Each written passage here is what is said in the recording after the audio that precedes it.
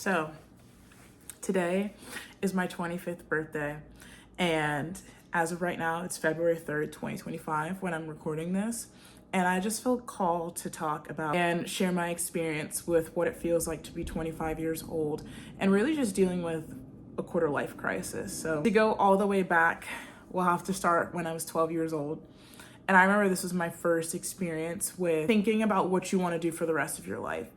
And I remember, I think this is the time when like Bones, the TV show, was kind of popping up. And I took my first forensic science topic class. I think it was 7th grade science, but forensic science was a part of it. And I just remember being so intrigued by the idea of using science to help other people and discover kind of what I felt like I wanted to do. And this will be integral to the story later, but at the same time, I think I took my first Spanish class at that time, and lo and behold, that'll be something that's integral to my journey, even to today, 13 years later. But I remember going to high school, and I'm still in Spanish, and it actually happened in Spanish class. We did a "Where do you see yourself being in 5 years" presentation in Spanish, completely in Spanish. I think this is like Spanish 3 at this point. And I did my presentation on seeing myself graduating from Duke University and getting a degree in chemical engineering. At this point, I was pretty sure that I wanted to go into drug development and discovery and development of cures for diseases. And so I thought I was going to be a chemical engineer, and I was going to get my degree from Duke. And I remember this other girl in my class who I've known since I was like 12. She goes up, and I don't think she knows this, she might never know this, but she did her presentation and said that she saw herself going to Georgia Tech. And I remember being like, what is Georgia Tech? I've never even heard of that. Where is that? I'm like, I'm gonna guess Georgia. And so, you know, you're 15 at this time. I think it was my sophomore year. So you're looking at the PSATs, and you're looking at colleges for scores you need to get to for SAT and ACT your junior year. Side note, did not take the SAT, saw those PSAT scores and was like, ooh, baby, that's not gonna happen. We gotta figure something out. I ended up applying to like 14 schools when senior year came around. And mainly it was like my parents being like, just apply everywhere. Like, you never know, just apply.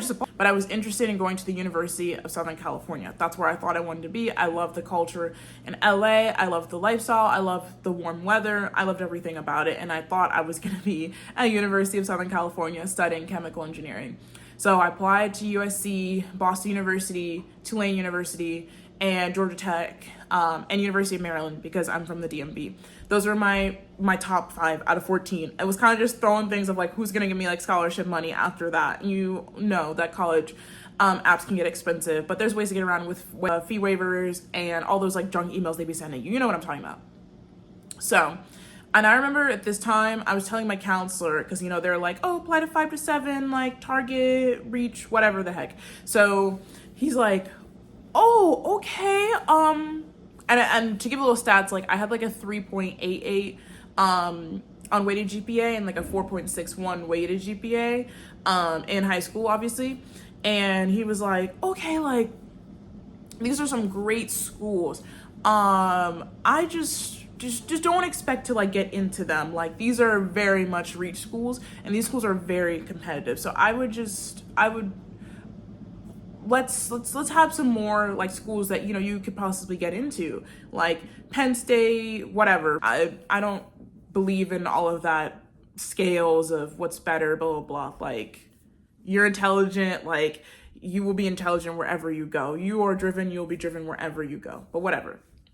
Not my system. So I apply and I start getting them back. And I think out of the 14, I didn't get accepted to like 3, which were like University of Southern California and the 2 Ivies, UPenn and Harvard. I didn't want to go there. Like, I was there like, oh no. But I ended up getting to Boston University. I ended up getting to Georgia Tech. I ended up getting into Tulane.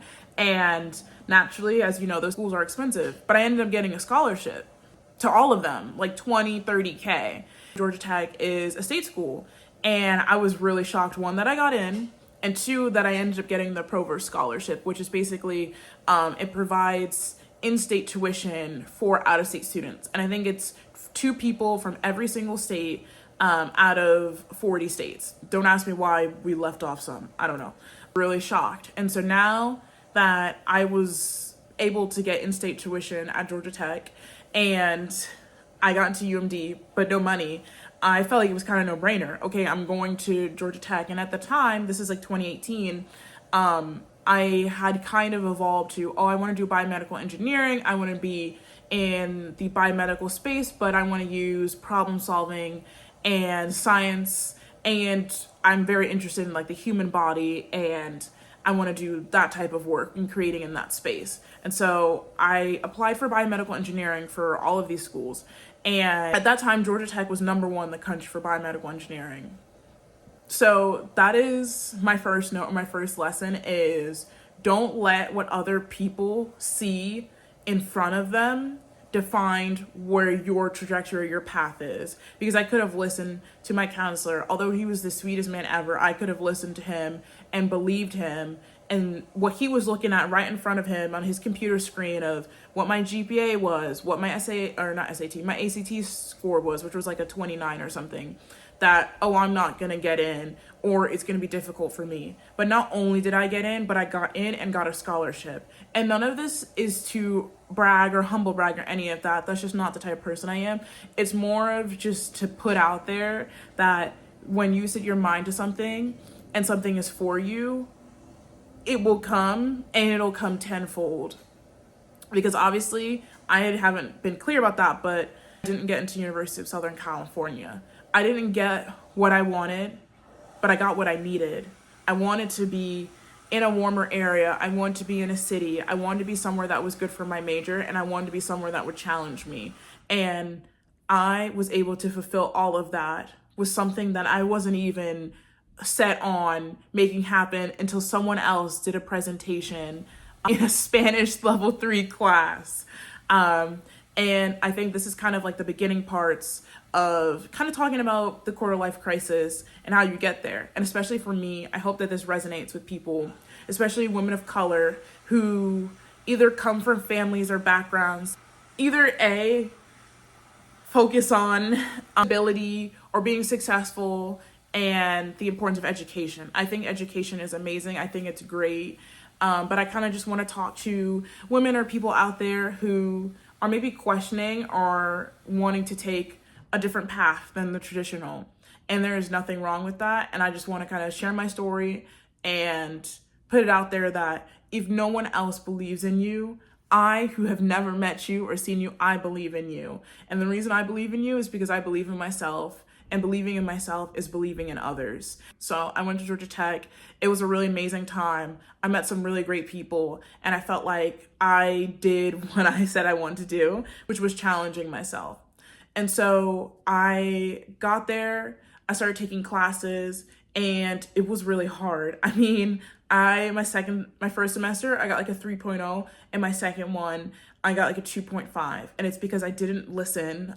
They say there's the 3 C's. There's calc, chemistry, and computer science. And they also say don't take double up on science classes because they're 4 credit hour classes and it will destroy you. I didn't listen, and I took linear algebra. I took pre-med chemistry 2 and physics 1 all in the same semester. And at this time, I wanted to be MD, PhD. I wanted to get my degree in biomedical engineering and biomedical research related to engineering, but I also wanted to practice and be a neurologist. But not only were the grades not matching up, but I also was finding myself getting so stressed about not being able to persevere or connect with the discipline and perseverance that you need in order to get the high grades that you need for obviously going to med school. And so this is kind of where I started to pivot once again, and I feel like this is going to be the huge point of this video, is talking about pivoting and the power and strength that comes in pivoting. I feel like a lot of people don't really talk about that. It's kind of seen a scary thing, which is change and not knowing. But in that, I kind of found myself in pivoting and recognizing, okay, so my major is biomedical engineering, and I've always wanted to just create and be innovative and use my love for science. those are my pillars. That's your purpose. Your purpose are different than your goals. Your goals can end. They have some type of finiteness to them compared to your purpose. Your purpose will not ever leave you because they're fundamental to who you are. And so I started to realize I want to be in biomedical engineering and I want to be in this creative STEM space. I started to get a little bit more curious, and this is where I say, like, this is the power of pivoting, because I started to look and seek things that match with my purpose. And so I started to join clubs like Engineering World Health, which basically volunteers at places that receive gently used medical supplies, and we either clean them up or we do slight repair of them, so that way they can be sent off to lesser fortunate countries. And I also joined a lab that was focusing on dynamics, is what the lab was called, but essentially focuses on utilizing, at the time, basically AI, and utilizing AI and data analysis in order to figure out, determine what are certain characteristics or features of disease states and the progression of diseases, that's a mouthful, in order to predict what are factors that are making us more susceptible to developing diseases. The reason why I joined that lab is because my grandfather, who unfortunately passed away in 2021, he had developed dementia. And so I was in the Alzheimer's dementia group focusing on developing and determining features that impact the progression and what they call the onset of Alzheimer's/dementia. That felt so true to me. I was living in my purpose. I was volunteering. I was helping other people, maybe not immediately in the research lab, but definitely immediately in the volunteering space. And I just felt so connected to what I was doing. I know this is what I want to do. I want to work on some way to stop the progression of, or prevent or slow down the progression of disease states developing within the brain. And I thought that's what I want to get my PhD in, and I thought I was going to be a neurologist. But yeah, I always felt positive about what I was going to do until I turned 23. Now we're fast forwarding to my senior year, and at this point I'm 22. And I was so focused on, honestly, something very trivial, which is the amount of income that I'm making coming out of school. I understand that it's important to a lot of people, and it is important to be paid for your time, but it's not the end all be all. And I think I was so focused on a certain number that I kind of just took a job because I wanted to say that I graduated and I was able to get a job with X amount of salary because of what I went to school for. And the things that I wanted to do were not paying that, which is, for those of you know, if you take the med school route, or if you're doing the research route, because at this time, I didn't want to do the medical part. I just wanted to do research, and I thought I was going to just continue on and get my PhD. You'll know that those positions before you get your PhD, they pay per hour, and in this economy, they are not the most well-paid positions. I decided to take a job that was paying pretty well. It was like $40 an hour or something like that, more of an engineering-based job. And I did not enjoy it at all. I could not stand it. I would just get antsy being there, and I felt like it was stifling my creativity. Pay attention to that, because that's going to be key later on. The plan was I would work in this job, hopefully for a year, and save up money in order to have money to fund myself while I'm doing a PhD program. And I kind of was talking to people in the space who were working in research, different PIs and professors, and they kind of gave me advice of, just take it now. Why don't you go now? I understand that, the money will come and everything will fall in line. Go. So 6 months into my job, and I'm being super honest here, but 6 months into working at this job, I decided to go and pursue a job working in a research lab. And I also hated that. It wasn't as cracked up as I remembered it to be. And I remember the negative experiences that I had, just to be a little vague and protective here. But I've had while working in different research labs in college. I also worked in a lab in college focusing on brain cancer and brain tumors. And in this lab, I just was miserable having to go every day. And I was a research tech. And for those of you who don't know, like the culture of it, I recommend looking it up on Reddit. But my goal was I'll use it, I'll get more experience, kind of pad my more engineering-based GPA for a PhD program. And I mean, I was miserable. I mean, I was working like 10, 11, 12, sometimes like hours a day, or I was getting home 12 hours later. After leaving at 7, I wouldn't get home until 7 with traffic and stuff. And I was just miserable, and I wasn't doing anything. I was even further away from what I wanted to do. And I've honestly felt myself so lost. I did the typical things that you do when you're lost and you kind of take a step back and go back to the drawing board. And I was on LinkedIn like crazy. This was before I quit, but I did eventually quit, if I'm just being frank. I was on LinkedIn like crazy, like messaging people. I was like, maybe I want to do like clinical engineering, which is basically where you work in a hospital and you are kind of like the device expert alongside physicians and proceduralists. And you kind of control, it's either a robot or some type of heart rate monitor device. You control that and you're the expertise of the device. So it's related to medical devices, but you're working in a more hospital space. But those hours can vary. Sometimes you have 4 hours of work. Sometimes you have 18 hours of work a day. And I thought I knew what I wanted. I knew I wanted to be more active. I knew I wanted to do something related to healthcare and helping people, and kind of just pulling on what I was saying earlier about the difference between purpose and goals. I think I was I was keeping myself stuck by focusing on my goals rather than my purpose. I think I was so set on, I have to do a PhD program. I have to stay within biomedical engineering because that's what I went to school for. And I felt like that was holding me back from where I was trying to go. And I guess this leads to my next piece of advice is, but don't let yourself or others hold you back for where you desire to be heading. As you get older, there will be so many opportunities to be confined. And I feel like the last thing that anyone should do is choose to confine themselves, especially at such a young age. I ended up being on a work hiatus because I quit working in the research lab in the year of 2024. The job market just sucked, and I kind of felt low and down about myself of, man, like, I went to this school, I've done these things, I've had opportunities, and like, I definitely felt crazy being in spaces with people and explaining why I don't have a job, and having to be patient and see beyond.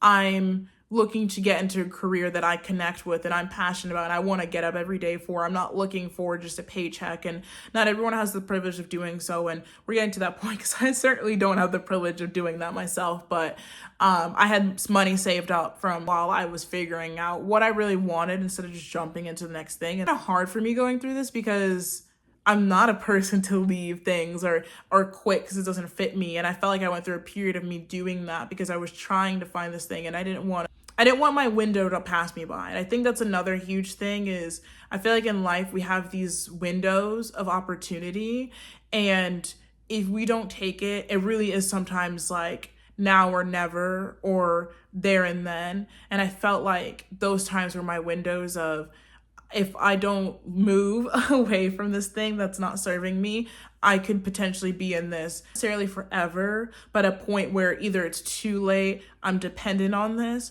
or I don't know how to get out of this without damaging or destroying things that I built up in this space. But now I eventually made a leap to come back to the DC area, which is where I grew up at. And I am currently working as a mechanical engineer, and I'm working in the automation.